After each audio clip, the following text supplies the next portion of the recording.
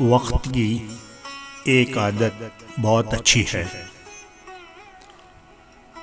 वक्त जैसा भी हो गुजर जाता है।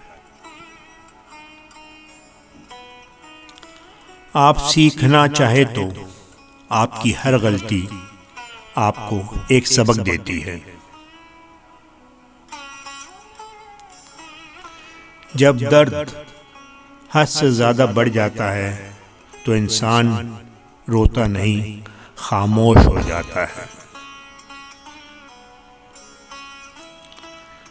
चंद लोगों ने अगर महल बना रखे हैं तो उसका यह हरगिज मतलब नहीं कि शहर में गुर्बत कम है। अगर आपकी आँख खूबसूरत है तो आपको दुनिया अच्छी लगेगी। अगर आपकी ज़बान खूबसूरत है तो आप दुनिया को अच्छे लगेंगे।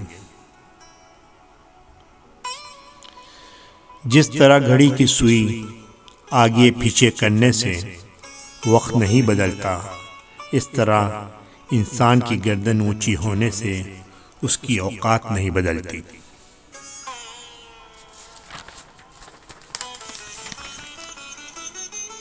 मंजिलें चाहे कितनी ऊंची हो, रास्ते हमेशा पैरों के नीचे होते हैं।